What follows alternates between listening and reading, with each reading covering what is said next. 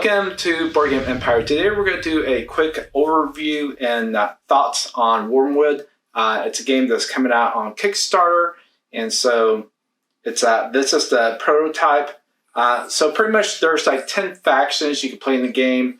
The way you start out is you get 30 cards from that faction and 20 echoes, and you shuffle them. The way that you're going to have it laid out at the beginning of the game, this is not the layout. This is pretty much to explain it. But you'll have your cards here in the center. Those would be all your echoes, units, factions, and facilities.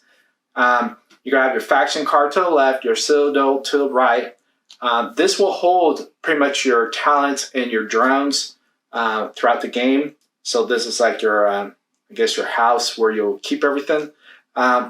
But throughout the game, you're going to be placing cards to the right. Those will be pretty much the ones that you're going to be trying to get through the skill tree to, like here, just say, but it has to be a talent. So this one is a cost of 4.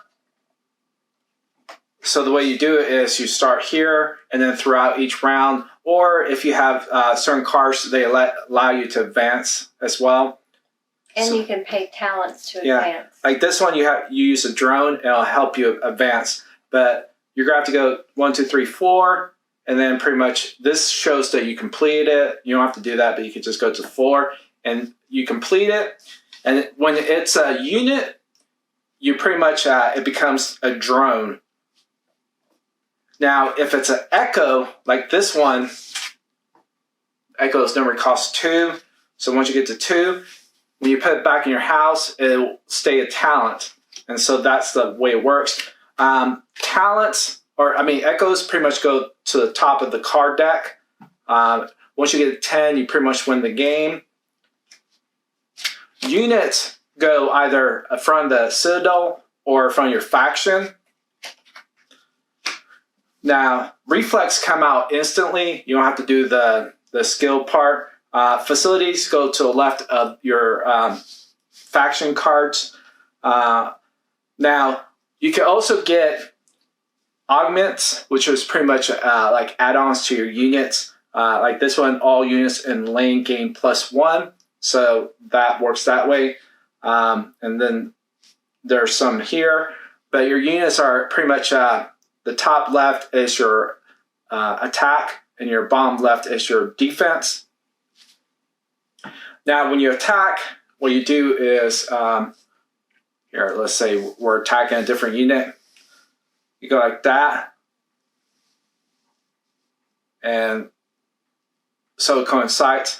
And you're going to keep going down the line of the units of your opponents, starting with the first one, pretty much like the one in front of you.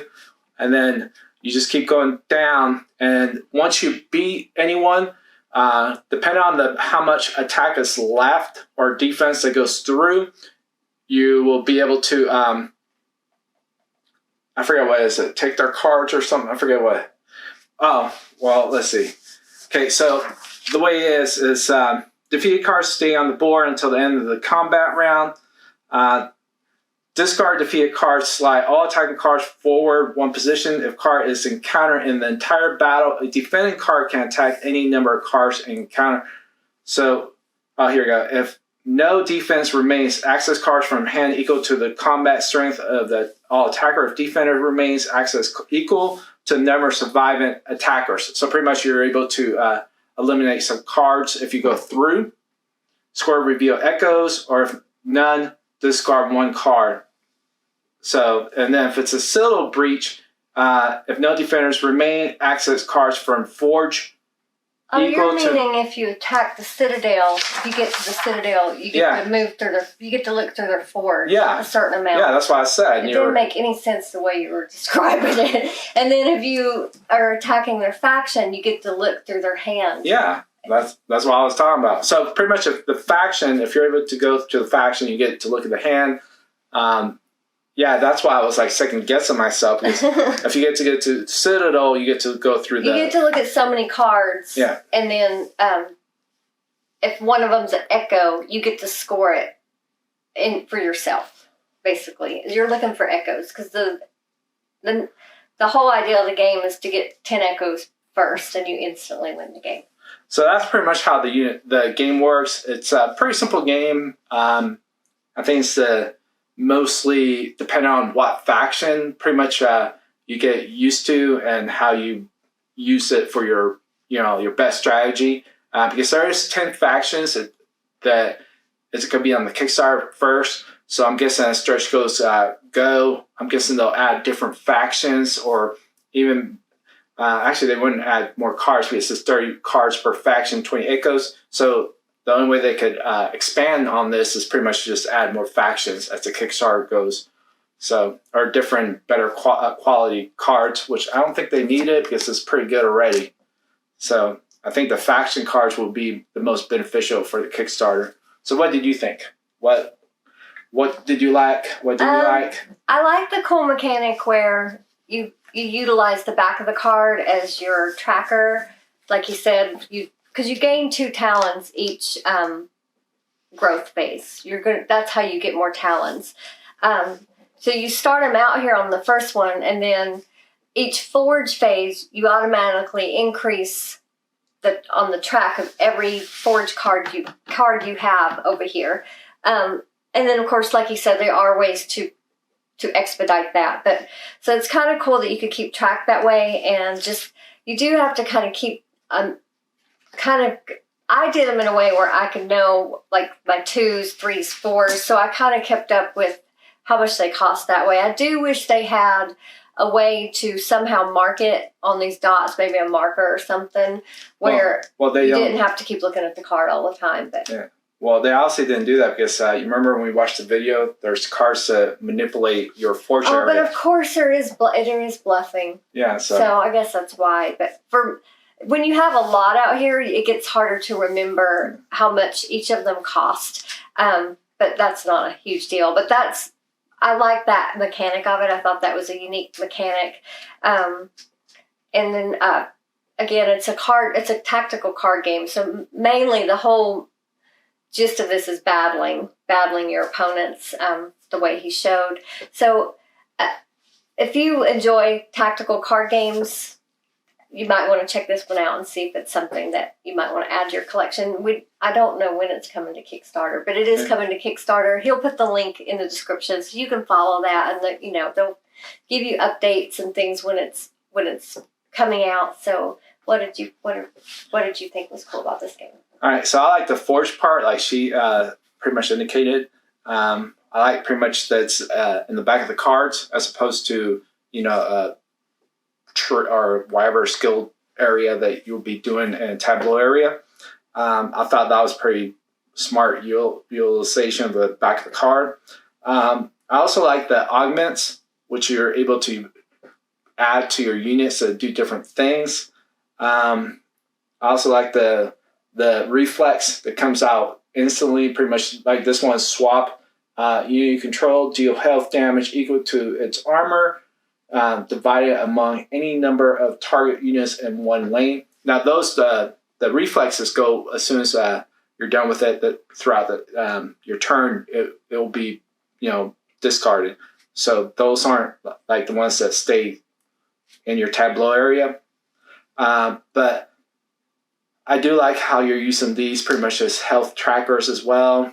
And different things that you're able to use. All the units have different abilities that do different things. So it kind of reminds me of, I guess, a simpler Magic the Gathering, but a little bit more complex than some of the other card games that are out that are pretty much, just retail versions. So it's kind of in between. I think the highlights for this game is more like the Forge. I think that was well implemented, thought out, and also of course, like almost all the card games have the augment type units where they don't use those specific words, but where you can add different cards to units. So it flows smoothly, and it does take a while to play. That's my only negative. I thought it would. It is a little longer than. Because it's also luck-based because on the echoes, because depending on your shuffling, some people might get the echoes like instantly or might get further down the line. So the luck-based factor does off-put me for a little bit, but overall, just a great kind of battling game. I think that this is a game that you have to keep on playing, and then you'll figure out more of the strategy to the game. But great game. It's coming out on Kickstarter. Anything else? So did we mention that each faction has its own asymmetric ability? Did we mention that? No. So each, pretty much, like she said, they all have different asymmetric abilities. I think Mine's a healer. Mine was a healer. Yeah, the Citadels pretty much do the same thing, I believe, from all the ones we've seen. And so that's just where you gain your talents. Yeah.